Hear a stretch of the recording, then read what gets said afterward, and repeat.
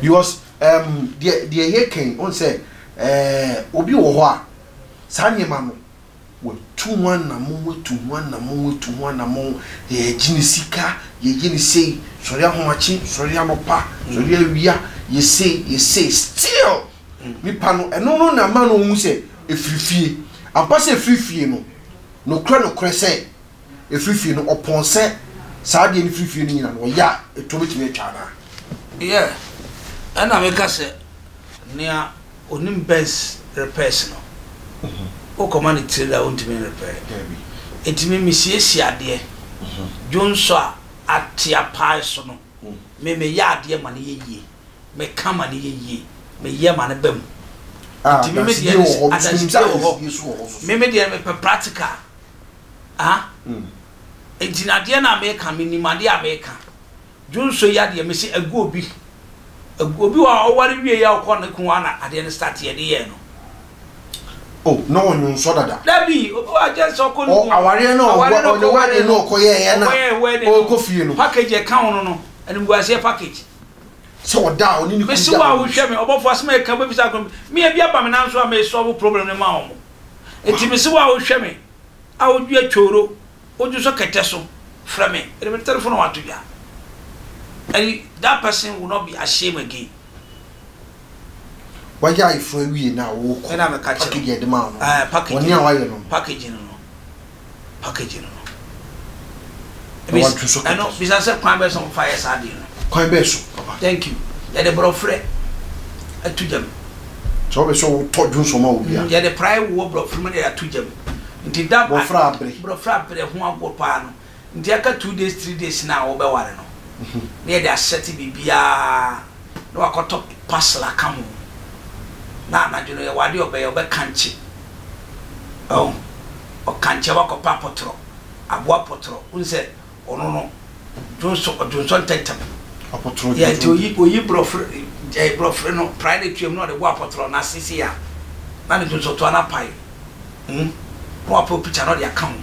no de yan kan wa de owia no de sa pride na tutu fibro free no de shame lap mu no de akapasem ho ba on cho ni din kan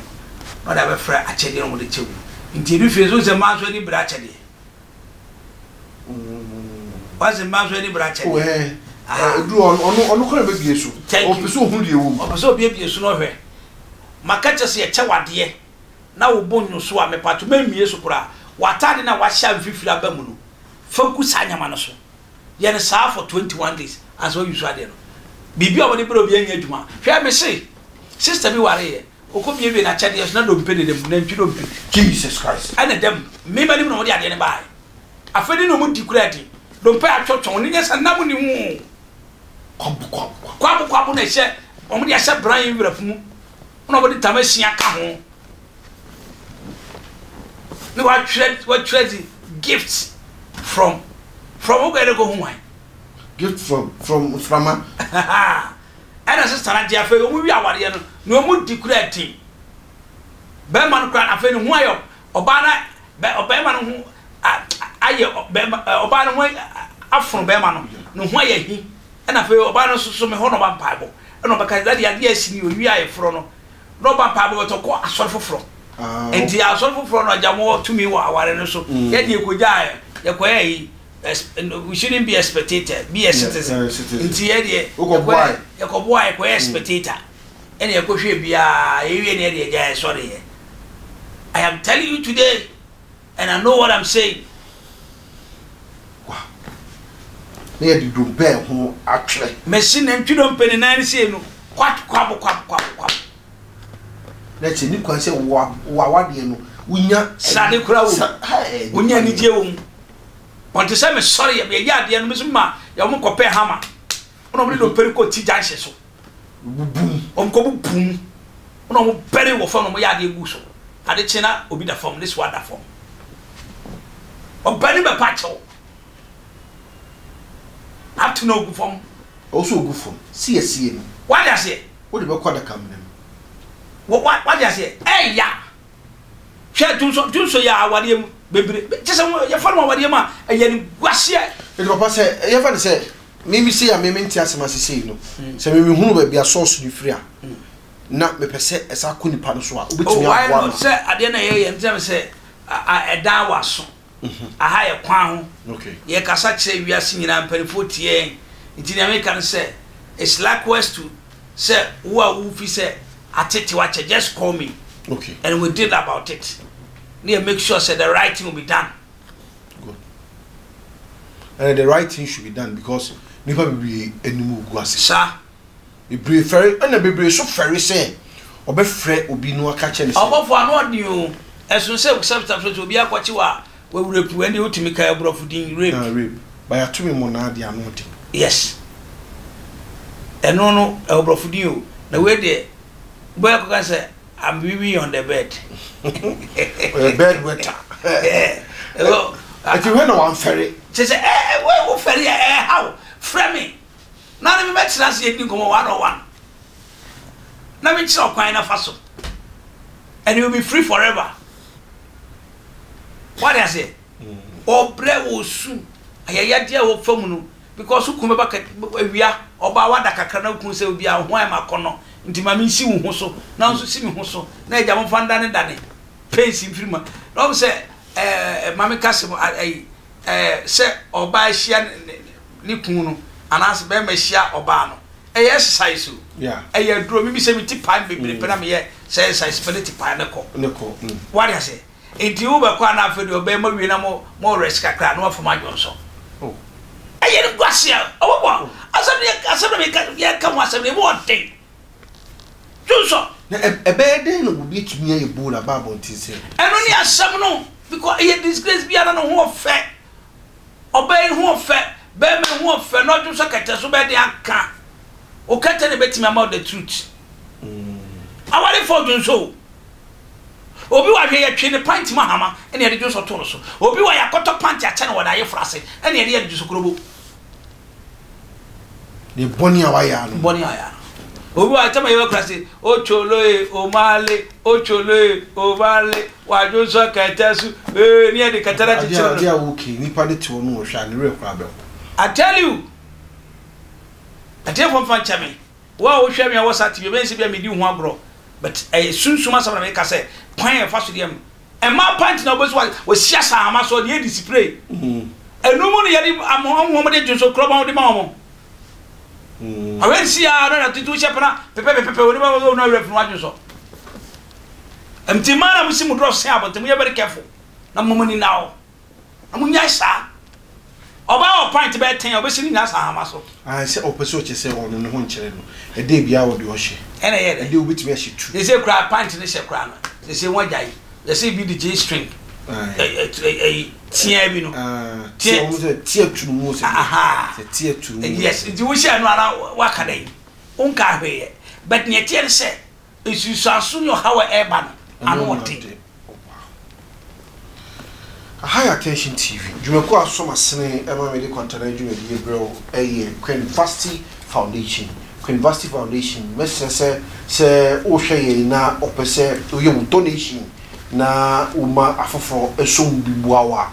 Queen Vasti Foundation ene ye bi yapon ama afoforo se opese oye donation e bi bia pese wo de ko bia no o frɛ ayi betimi ajoso na ye ne wo nyina akobom na ya donation kama pa iti mesre se chassie na ne Queen Vasti Foundation eni kasubum na yetimi emo na wo donation na ye koye no oso aka ho bi na yetimi aye ama na ayefe ono ne dwuma ko so yasene e be de kwantana dwuma die bro ye wo Prophet Eric Akwesi Antwi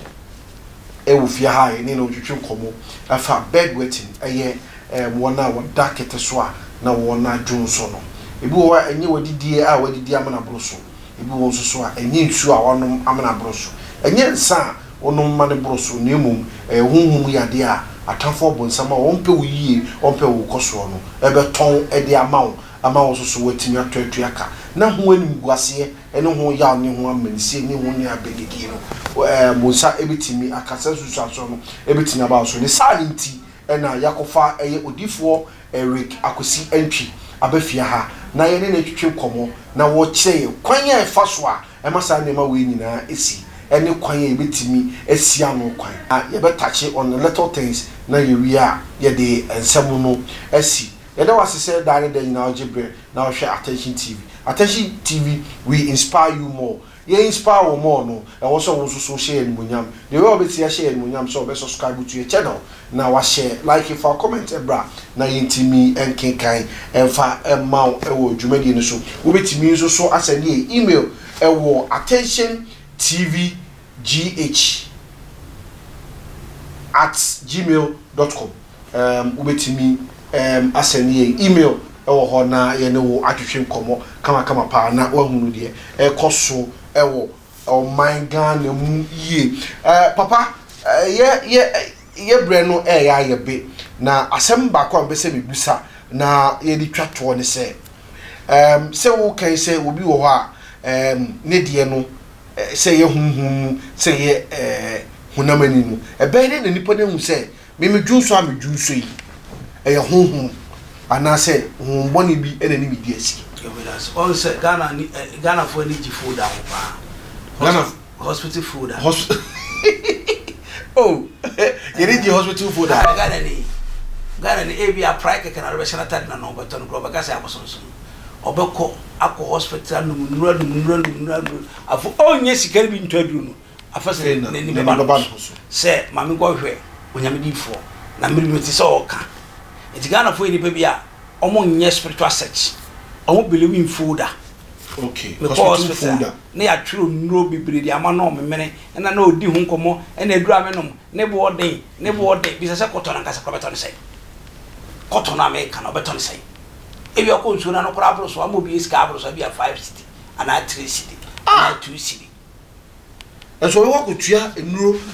na otwi bia no ye be je ne be ayi 2 million me ko papa bi fie na me ka chense me o yare me sare yare na me de fanti doko na aban ena me de sare yare sare ya me kire me os doko na makoto bi abre me nkraman no eno na de be sare yare ne nwira na o se an we de me nyinni so onyinni anto se kraman na edi anto se me de doko na aban ne be se pai me sare kabo mu na me de sare yare an se ne ba na so no hu se sana bibi wo because of nimdia ne atra ya yesu ya tena bibiri na ma ye bre ne ye papa no ye jare mo di jae no ya tu na jeje mu ti so obi o hwe me no so beti me no betu anamo a obe yishira na onyame nyame me na me ka se me charge na obashabo ya obashabo wanti ye dia na masafa ma fo chiare ma tia to a se be ye chichire boa no an ma jemu an de me fansi men charge obashabo nyama mba adwuma de wona abeto wade na mu uwia eso bedase okay so that wa de obe kan so oboa me ne nimguase ho mso efiru so a baba bedase I believe in that enti obi bi o hwe me no on sa fa me no ma me bom na ma ne bi bobo 0543 41 91 60 yeah okay enti friend the other line yeah 0553 40 1462 1462 enti o frame a onyame be ma wa ye hira na me suma ye hira okay we odi for a number for that no yesu suma ne ye de na ye spiritual consultation e wo ne ma higher than the nyina se the papa kan ye no ene ma wo betoto e de esiw ya de ano kwan no enya de se yire so e paso oba no meje consultation folder ansa na wo ya o yare no ye di kan ayama obe hospital bi di kan jo hospital folder sika kran sana wako hu doctor na doctor asabe twetwe enu e de ma se kone kokoto eti obe hia ne se wo hospital folder obe hia ne se number se dia tutu dwado fasa number ne frɛ keke frɛ sof keke ebrebe na sof ye frɛ e benya any day anytime my sa acrobato advert no any day anytime everywhere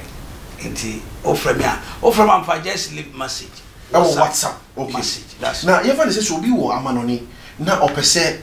ono nso so okosa ohawonim na opese odombo na say ni pa obeyede